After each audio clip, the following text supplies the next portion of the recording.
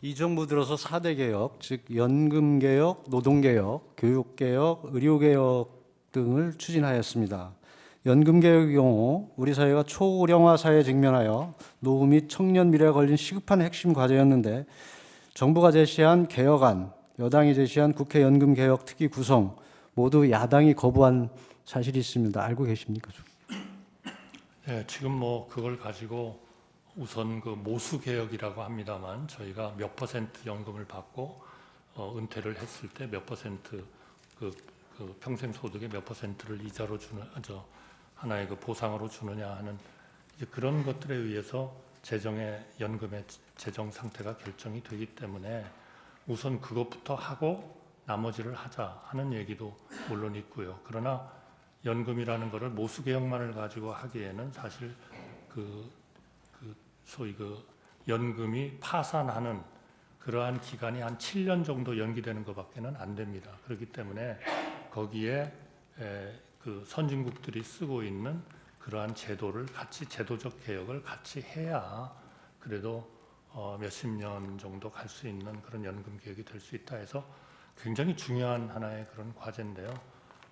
저는 그러한 그 모수 개혁을 먼저 하는 것도 하나의 방법은 되겠습니다만은 아마 모수 개혁을 일단 하고 나면 연금을 그런 더 좀 힘들고 어려운 이 구조 개혁을 하는 것은 아마 물 건너 가버릴 것이다. 저는 그렇게 생각합니다. 그렇기 때문에 그런 것들은 연금특별위원회 같은 걸 만들어서 우리 국민들의 의견을 충실히 소위 수용해 가면서 우리 국민들의 컨센서스를 이루어 가지고 정치권이 이 문제를 하여튼 해결을 해내야 된다. 저는 그렇게 생각합니다. 야당에 의해 가로막힌 주요 추진 민생 법안을 보면 반도체 산업 지원 강화를 위한 반도체 특별법, 기업 밸류업 프로그램의 일환인 조세 특례 제한법과 상법 개정안, 과도한 국민 부담을 완화하기 위한 상속 증여세법 개정안, 국가 전력망 확충을 위한 첨단 에너지 3법, 국가 안보 등 국익 보호를 위해 간첩 행위 대상을 확대하는 형법 개정안, 아이돌봄 지원법, 지역균형발전법 등이 있었는데 모두 야당의 반대 내지 비협조로 실행하지 못한 것이 사실입니까? 네, 뭐 그런 측면이 있습니다만 예를 들면 지금 그런 뭐 간첩 행위 같은 것도 옛날처럼 우리가 우리의 주적인 북한만을 간첩으로 보는 이런 것들을 벗어나야 할 그런 국제적인 여건이 되고 있기 때문에 이런 딴 나라들도 간첩 행위를 할 때에는 우리 형법에 의해서 뭐 처벌을 받도록 하는 그런 것들이 이루어져야 되지 않냐 하는 필요성은 굉장히들 느끼고 있습니다만 이런 부분들은 우리 정치권은 우리나라의 리더기 때문에 우리 정치권이 첨예하게 이렇게 부딪힐 그러한 그 철학적인 그런 법률도 물론 있을 겁니다. 그러나 태반은 우리 국가의 안보, 경제 발전, 그리고 우리 국민들의 사회적인 복지, 이러한 또 우리 청년들에 대한 미래 이런 것들을 결국 좀 더 낫게 만들고자 하는 것이기 때문에 좀 과감하게 이제 이런 정말 정치권이 뭔가를 이걸 앞장서서 하지 않으면 저는 분명히 우리나라의 미래는 없다. 저는 확언할 수 있습니다. 대리인도 총리님의 의견에 전적으로 공감합니다. 이 정부 들어서 비상계엄 선포 전까지만 22건, 그 이후까지 총 29건의 탄핵 발의가 됐는데 이것은 헌정사상 처음 있는 일입니다. 총리께서는 이 줄탄핵이 되는 것에 대해서 어떻게 생각을 하십니까? 원래 탄핵은 이런 헌법이나 법률에 중대한 위반이 있는 그러한 고위직에 대해서 어제 우리 법사위원장께서도 말씀을 하셨습니다마는 하여튼 헌법 수호를 위해서 써야 되는 그러한 거 아닌가 싶습니다. 그러나 물론 뭐 이런 소추된 분들에 대한 다 이유가 있겠습니다만, 그러나 일반 국민들이 좀 국민의 눈높이에서 봤을 때 정말 저거는 중대한 범죄를 저지른 사람이기 때문에, 헌법과 법률에 위반을 했기 때문에 탄핵을 해야 된다, 이렇게 생각하는 국민들의 어떤 그런 눈높이와 우리 지금 탄핵 29건이 뭐 발의가 됐습니다만, 그 29건이 국민의 눈높이하고 반드시 맞는지, 그거는 또 역시 그 정치권이 한번 아주 심각하게 이 문제를 논의를 해보고 좀 생각을 해봐야 된다, 이렇게 생각을 합니다. 예를 들면 임명된 지 이틀 된 방통위원장이 탄핵이 되고, 또 그 탄핵을 피하기 위해서 간지 얼마 안 된 사람이 또 사표를 내고, 이런 막 편법과 국가의 어떤 기능이 제대로 돌아가지 못하게 하는 이런 조치를 우리나라의 헌법을 만드신 분들이 염두에 두고 그 헌법을 만들었다고는 저는 절대로 생각하지 않습니다. 특히 탄핵 소추를 하게 되면은 직무정지가 돼가지고 그것이 언제인지도 모르는 기간을 그냥 완전히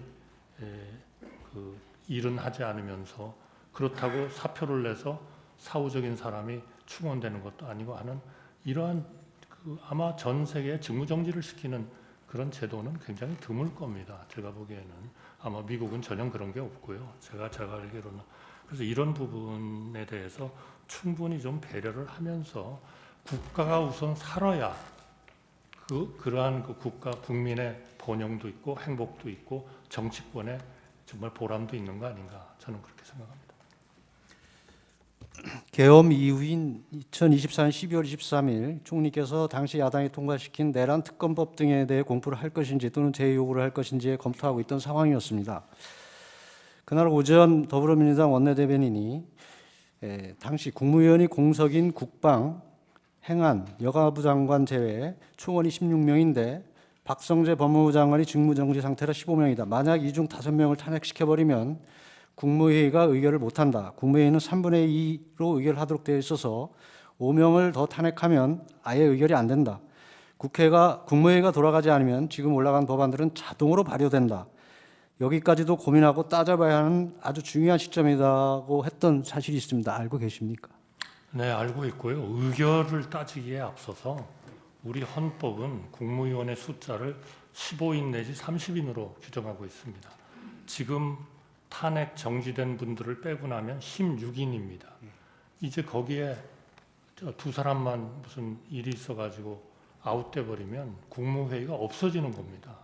그러면 국무회의가 없어지면 우리 헌법에서 정하는 국무회의가 하도록 돼 있는 그런 일들은 다 그거는 무슨 저 의결을 하고 뭐하고를 따지기에 앞서서 존재 자체가 없어져 버리는 거 아니냐. 그러니까 엄청나게 심각한 일이고, 또 그 심각한 거를 제가 우리 정치권에도 고난대행 시절에 몇 번 말씀을 드렸습니다. 이 정도로 심각하다. 근데 아직까지 특별한 조치가 없어서 정말 대단히 유감입니다.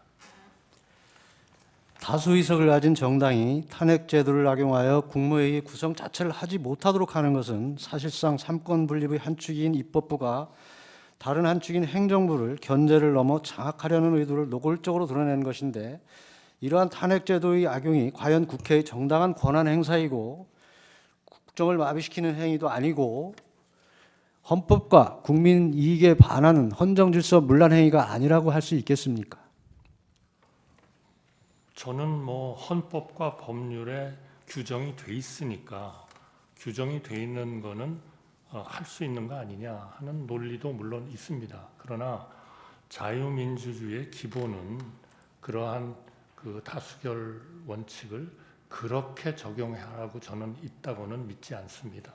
그거는 역시 소수도 배려하고 또 다수와 소수가 같이 참여해서 뭔가를 해야 된다, 이렇게 생각하고요. 제가 가장 인상적으로 우리 헌재의 판결을 제가 물론 법률 전문가는 아닙니다만 느꼈었던 것은, 헌재가 그 박근혜 대통령 탄핵 때인가요? 그때 그 최순실 씨가 헌법 소원을 낸 적이 있습니다. 그래가지고 특검을 야당이 일방적으로 이렇게 정하는 것은 헌법에 위반된다. 여기에 대해서 조치를 해주십시오. 이렇게 냈습니다. 냈더니 그때 우리 헌재가 전원일치의 판결로 단독으로 특검을 임명하게 된 것은 위헌이 아니다라는 판결을 하셨습니다.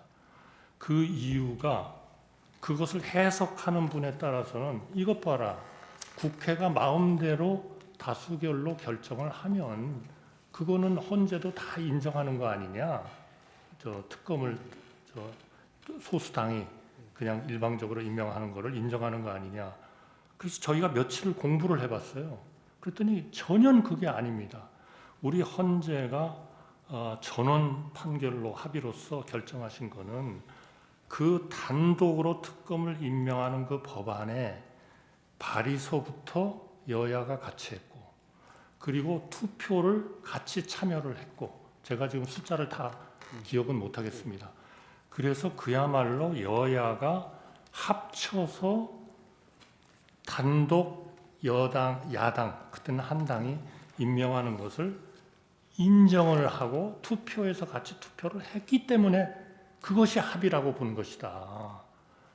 그래가지고 이제 그게 뭐 국회에서 좀 정책 질의 때 좀 논쟁이 되고 했습니다만, 저는 참 그런 정신, 그런 그 하나의 자유민주주의를 정말 제대로 살리고자 하는 우리 정치권의 정말 큰 뜻, 정말 우리 과거에 항상 국가가 어려울 때는 정말 좋은 정치인들이 계셨거든요.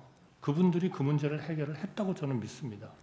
그러니까 우리가 뭐 여러 가지 행정, 입법, 사법이 잘 견제와 균형을 해가겠지만 정말 우리 이 정치권의 하나의 그런 이 국가를 위하는, 그러니까 여기에는 무슨 좌와 우는 저는 없다고 봅니다. 오로지 국가가 위로 갈 것이냐 아래로 꼬나박을 것이냐, 저는 둘 중에 하나라고 생각하거든요. 이제는 정말 국가가 위로 가기 위한 그러한 우리 정치권, 행정부, 국민, 언론, 시민단체, 노조, 기업인 모두가 힘을 합쳐야 된다. 저는 지금이 정말 위기라고 생각합니다. 여기서 우리가 삐끗 잘못하면요, 우리 대한민국의 미래는 저는 없다고 생각합니다. 추가하시겠습니까? 반대 신문 마치고 하겠습니다. 네.